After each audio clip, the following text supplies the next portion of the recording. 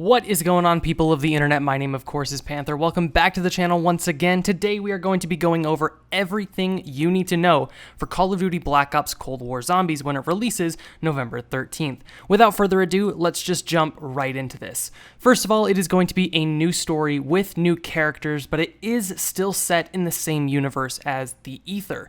We will be seeing things from the Ether story bleeding over into our new game. We get to play as members of Requiem, which is a CIA-backed international response team led by Weaver. Under his guidance, we are tasked with investigating and suppressing the unnatural phenomena occurring in the facility we will be going to. We get to play as operators from multiplayer and campaign characters like Frank Woods, which is pretty awesome. I mean, we've always wanted to see Frank Woods in Zombies, and I remember the rumors about him being in Black Ops 2 from almost 10 years ago. Man, time has just flown by. All the classic zombie elements are returning, like perks, rounds, pack-a-punch, wall buys, the mystery box, wonder weapons, and more. There are also some new mechanics as well, like an exfil option, to where when you're done playing, rather than going down and dying like usual, you can call in to be evacuated. But when you do that, you have to play through a few rounds of crazy zombie spawns. As specified by Treyarch, spawns dialed up to 11. If you want to play classic zombies though, you can just do normal round-based survival, which is pretty cool. We now have classes and loadouts that we can take into the game. And those loadouts basically carry over between all modes in Cold War. That means you can essentially start with whatever weapon you want. Now, whether this will break progression or make the start of each match way too easy, we'll have to wait and see. I would assume though that they're tailoring the gameplay to higher damage weapons on earlier rounds to make up for that. Speaking of weapons, they now have rarities, and the higher the rarity, the more powerful the damage and better the attachments. We get tacticals, lethals, and support equipment to help us out. Things like sentry guns, the war machine, and it looked like a chopper gunner. Now, a small tangent that I want to go on, I think the chopper gunner is actually part of the exfil, as based off of a line in the dialogue in the trailer by one of the characters.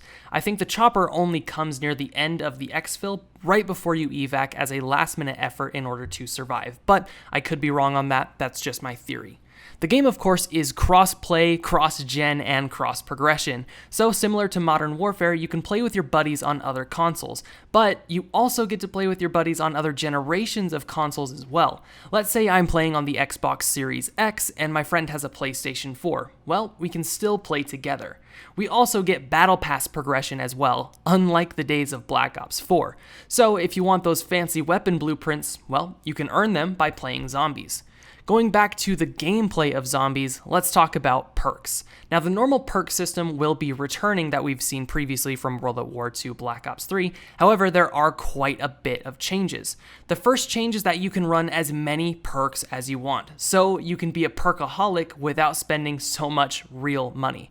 My guess is that they'll probably be scaling each perk's cost the more you get, so maybe every time you get a perk, the cost of the next one goes up 1,500 points or something like that.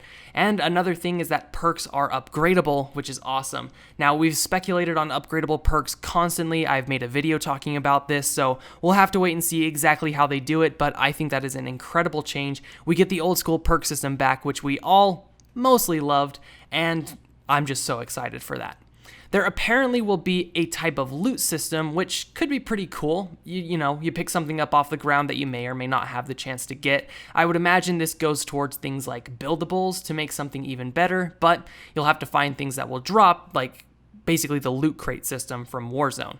A small thing, but it does sound interesting, is that we will have intel tracking. I think this could be something like you find a radio in the map and activate it. Instead of having to do that in every single game, there might be a menu in the lobby to where you can listen to all of the radios you've found without needing to hop into an actual game. That could be pretty cool, maybe something similar to how you could play menu music back in Black Ops 3, but instead of doing that, you're basically listening to all the radios that you found. Not sure exactly how they're going to do that, but that does sound pretty awesome nonetheless. A huge point that makes me so thankful is that we will have free post-launch content. I thought we may have to rely on like a zombies only pass this year, but nope, it is all free, which is just absolutely amazing and incredible to hear.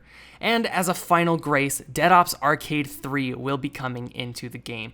I love Dead Ops and I loved it back in Black Ops 1, so I am so excited to play this again. And if you think about it, we have now had, Dead Ops Arcade across 3 generations of consoles. That's pretty cool.